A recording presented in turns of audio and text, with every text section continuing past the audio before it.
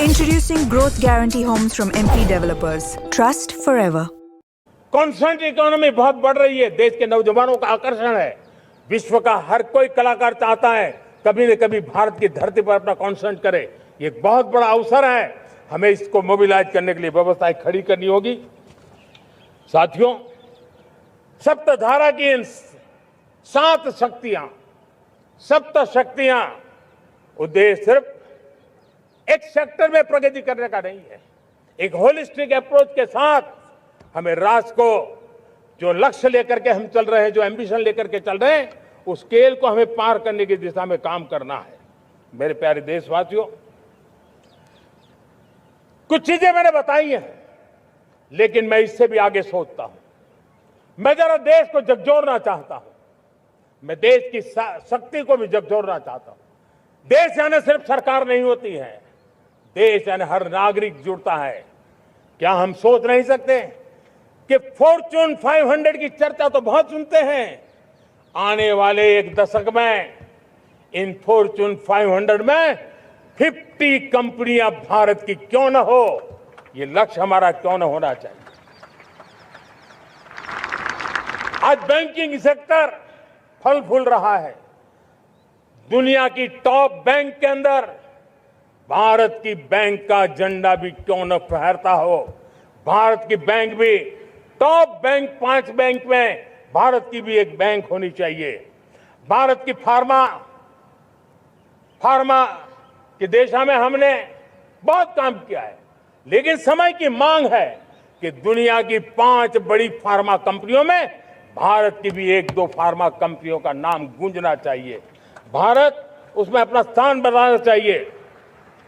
Law firms होते हैं, rating agency होती है। क्या समय की मांग नहीं है कि ग्लोबल लीडरशिप अब हमारे हाथ में होनी चाहिए?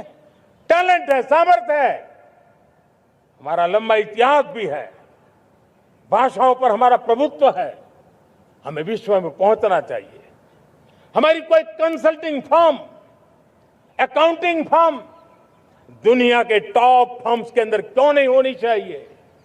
भारत की टेक्नोलॉजी कंपनियां दुनिया के अंदर सिरमौर हो, यह हमारा लक्ष्य होना चाहिए। हमारे ऐसे ब्रांड हो जिससे दुनिया आकर्षित होती हो। हमारे ब्रांड हमारे देश की पहचान हो और विश्व के लिए एक डेस्टिनेशन बन जाए। उस दिशा में हमें काम करना है।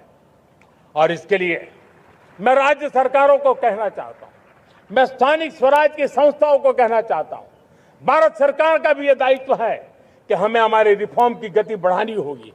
हमें 2047 के लक्ष्य के अनुरूप हमारी व्यवस्थाओं को विकसित करना होगा। हमें बीते हुए काल के नीति नियमों से नहीं चल सकते। हमें आने वाले सपनों के हिसाब से नीति नियमों को गढ़ना होगा। और इसको अगर हम गढ़ेंगे तो मुझे पूरा विश्वास है और मैं देशवासियों को भरोसा देता हूं, इसी रास्ते मेहनत में कोई कमी न करते हुए हम विकसित भारत का सपना पार करके रहेंगे। हमें सबको मिलकर के चलना है। केंद्र सरकार हो, राज्य सरकार हो, इंडस्ट्री हो, हम सब ने मिलकर के आगे बढ़ना है। हमें रिफॉर्म्स करते रहना है, रिफॉर्म्स को आगे बढ़ाते रहना है। और मैंने पहले भी कहा था, हम रिफॉर्म कंपल्सन से नहीं, कन्विक्शन से कर रहे हैं। लक्ष्य को प्राप्त करने के लिए कर रहे हैं। मेरे प्यारे देशवासियों, जब मैं विकसित भारत की बात कर रहा हूं, देश को तेज गति से आगे बढ़ाने की बात कर रहा हूं, उसका सबसे बड़ा लाभार्थी कौन है? इन सारे प्रयासों का सबसे बड़ा साधक कौन है? अगर साधक है तो मेरे देश का युवा है, मेरे देश की युवा शक्ति है। विकसित भारत की यात्रा में युवाओं की बहुत बड़ी भूमिका है। इतना ही नहीं, विकसित भारत का सबसे बड़ा लाभार्थी भी मेरे देश का युवा है। और इसलिए हमें विकसित भारत के लक्ष्य को युवाओं के साथ जोड़ करके आगे बढ़ाना है। युवाओं हमारी सर्वोच्च प्राथमिकता के साथ हमें आगे बढ़ना है। साथियों, पिछले 10-12 साल में उस दिशा में बहुत कुछ हुआ है। स्टार्टअप इंडिया अभियान, आज पूरे देश में 2.5 लाख से ज्यादा रजिस्टर्ड स्टार्टअप बन गए। देश के नौजवान खुद तो काम कर रहे हैं, अनेकों को रोजगार दे रहे हैं। 1 लाख करोड़ रुपया इनोवेशन फंड भारत सरकार ने घोषित किया है। मैं देश को, नौजवानों को कहना चाहता हूं, आप अपने सपनों को लेकर के आइए, संसाधनों की कमी नहीं रहने देंगे। 1 लाख करोड़ रुपया आपके दिल दिमाग को सामर्थ्य देने का एक व्यवस्था हमने कर दी है।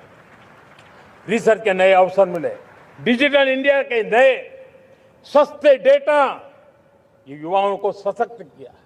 दुनिया में सस्ता डेटा कहीं है तो भारत की धरती पर है, और देश के नौजवानों को नई ताकत दी है। स्किल इंडिया हमने नेशनल प्रोग्राम बनाया है। स्पेस सेक्टर को हमने ओपन कर दिया। नेशनल ड्रोन पॉलिसी हमने बनाई है। खेलो इंडिया पॉलिसी बनाई है। 35 वर्षों तक एजुकेशन पॉलिसी नहीं थी, नई एजुकेशन पॉलिसी लेकर के आए हैं, और इसका फायदा मिडिल क्लास के परिवारों को हुआ है। साथियों, 2004 से 14 आंकड़ा मुझे देना चाहिए आपको। 2004 से 14 हमारे देश में 350 से भी कम यूनिवर्सिटी थी, और आज 10-12 साल के भीतर करीब 650 नई यूनिवर्सिटी जुड़ चुकी हैं। करीब 1000 का आंकड़ा हम पहुंच रहे हैं। 2014 के पहले मेडिकल की सिर्फ 400 सीटें हुआ करती थी, आज करीब 850 सीटें मेडिकल की हो रही है। इतना ही नहीं, अब विदेशी यूनिवर्सिटी भी भारत की धरती पर आ रही है। भारत के अंदर विदेशी यूनिवर्सिटी की डिग्री मेरे नौजवान को मिले, इसका प्रबंध भी हो चुका है।